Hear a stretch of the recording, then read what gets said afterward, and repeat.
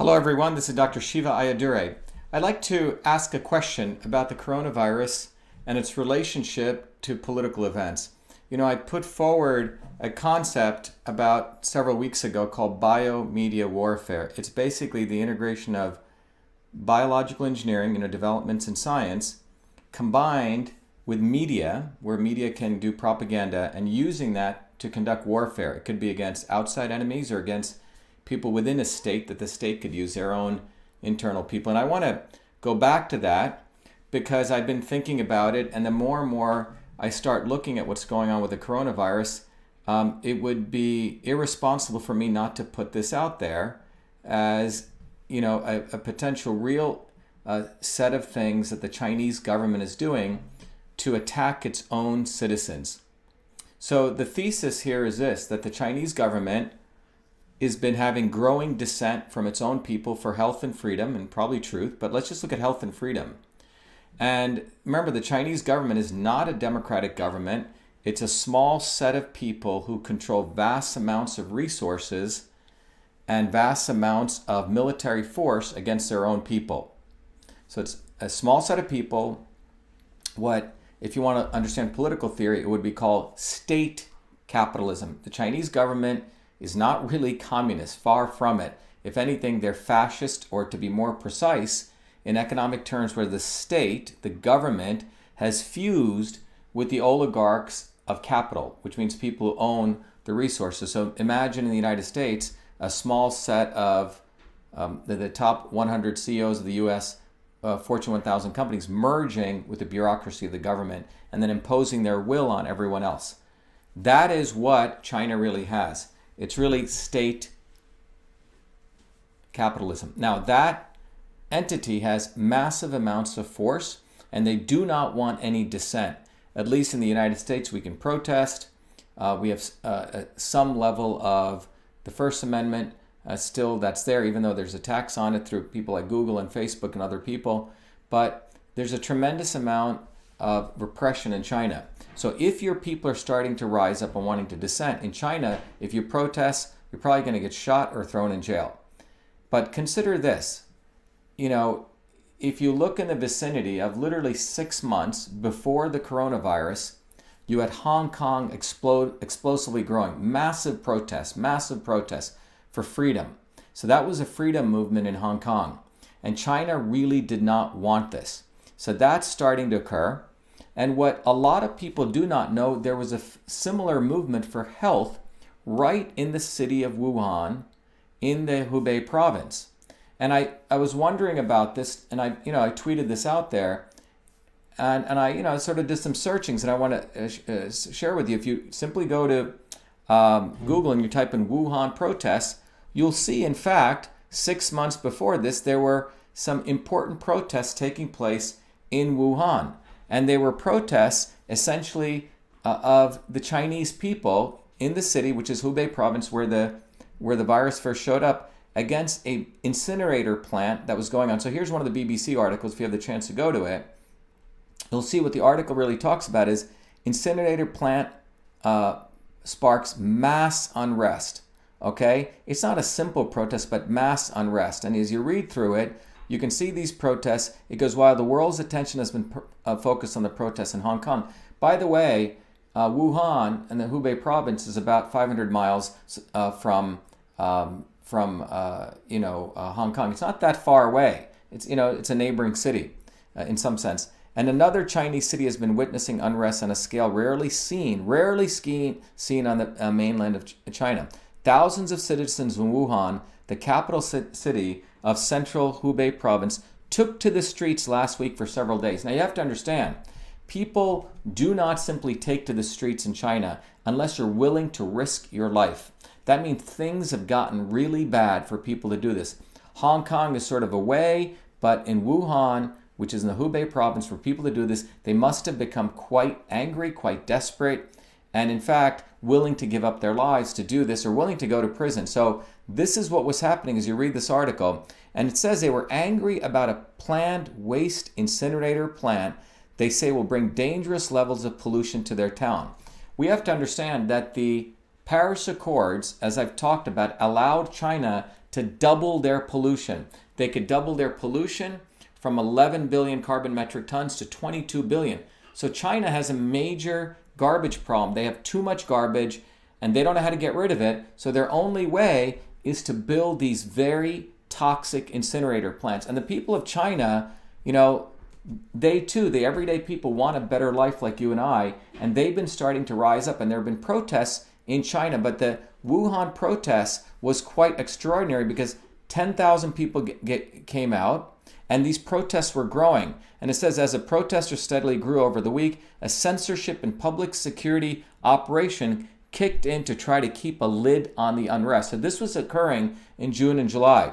And why were they so angry? As you read about this, the Wuhan desperately needs to find a way to handle the waste generated by 10 million residents. So it has drawn up plans for a huge incinerator to be based in the Yangluo zone of the Zinshu district, where about 300,000 people live. So that incinerator plant had sparked massive amounts of protests all over China. So this is something that, you know, it was reported, but no one's, and here's some local media coverage. You can see the number of police. It's sort of a fuzzy shot of people going, but the police were unleashed on these people. And there was lots of literally, you know, fights taking place with the police and people.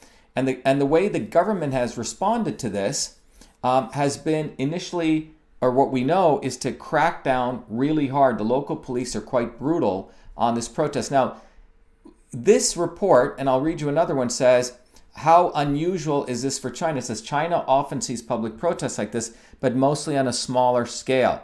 While the Chinese public have largely avoided protests about political reform since Tiananmen, that means people have been afraid to do this. But this incident, well known at a time of lighter censorship in the local government, ended up moving the location of the project out of the city. So this was a different incident that occurred in a different city. But the point is that there were massive protests in the Wuhan province. And as you read about this, what you find is that the last news we get is that the government apparently chose to not build a plant. And let me go to another article here, and you can find this yourself right on Google. It's pretty easy to find these articles. You'll find that in another article that you see here. Let me go over here. Here we go. I got to go to the second page. And what you'll find here is there's another very interesting article. Chinese cities sees protests over air pollution. So what I want to emphasize to you was that people in China actually do care about their health.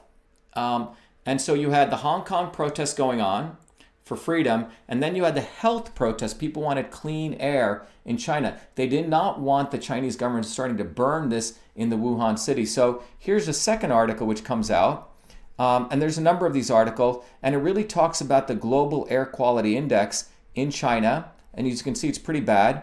And they call it the pollution protests that were occurring through China. Again, the mainstream media we've heard about it, but hasn't been connected into what's going on with the coronavirus. So there was massive amounts of protests going on, and as this says, and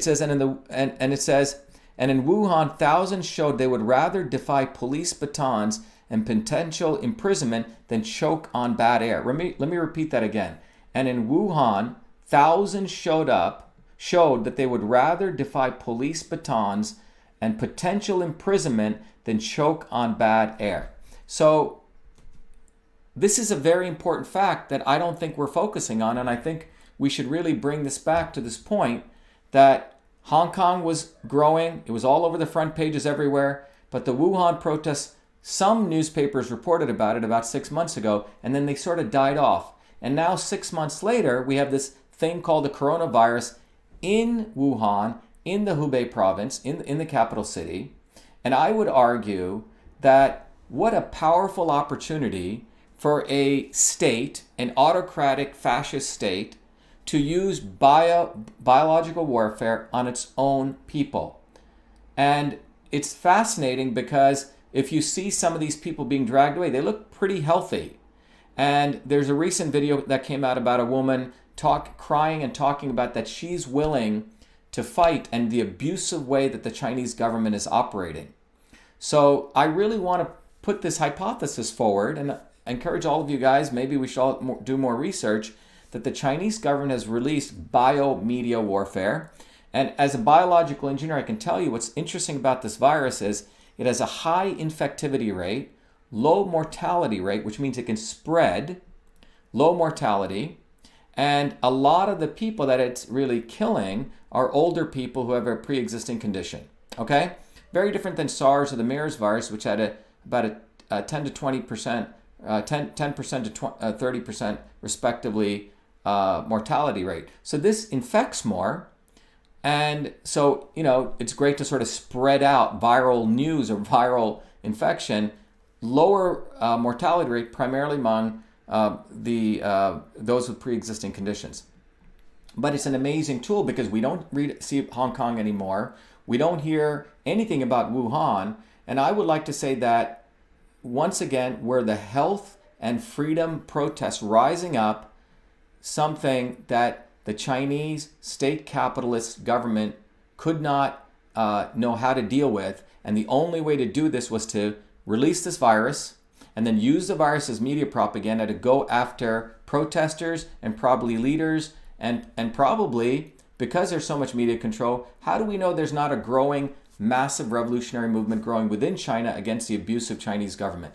And that's really the question I'd like to leave you with. And by the way, before I go, one of the things I want to share with you is that this notion of people using biological warfare against their own people or other people in war is not foreign. There's a wonderful paper, you can look it up, by Stefan Reidel, which is called Biological Warfare and Bioterrorism, a Historical Review. And if you read it, it really goes about the early use of biological warfare. And there's a very nice table in here, which you can open in a window. And what it shows here is that, this is, people have been doing this for a long time. Back to 600 BC, where Solon used the purgative herb hellebore during the siege of Crissa. And all the way, for example, you could see in 1675 when the French and German forces agreed to not use poisonous bullets, for example, and where Napoleon flooded the plains around Mantua, Italy, to enhance the spread of malaria. Or you could go into 1995 where Shinriko used sarin gas in the Tokyo subway system. So you can see that or for example, in 1863, when the Confederates sell clothing from yellow fever and smallpox patients to Union troops. So the use of biological warfare against your enemy, in this case, if the enemy of the state is the people, is something that's been going on since 600 BC. So it's not that outlandish. And the Chinese government does not have a First Amendment. They don't have a Second Amendment like we have. So what better way to quell any type of dissent except to release a virus, use the fear of the virus to shut down any dissent. And it creates a wonderful story because now you're also putting out the global pandemic scare. And by the way, we also need to mention that there's been a huge movement against, vaccines in this country. And it also comes at the heels of one of the victories that took place in New Jersey. So I just think we should consider this from a government which, has no First Amendment or Second Amendment. That's the Chinese government. I'm going to take some questions if there are any, and I'll leave this table up here. Is there any questions out there? Let's see what we got. Why would China damage its own economy? They didn't have pre-existing conditions, did they? Are you basing mortality rate on CCP numbers not reliable? Why did the initial discovery of a doctor and director of the main hospital let's see what else is there. Chinese scientist was escorted out of the only level 4 lab. She goes to Wuhan. Was the U.S. woman who died ethnically Chinese? Yeah, so these are some very interesting questions. So what I want to say is, look, we don't really know what's going on fully inside China, but I can assure you that what we do know is that we don't hear about Hong Kong anymore. And how many of you knew that there were protests in Wuhan where this virus showed up? And I want you to consider that.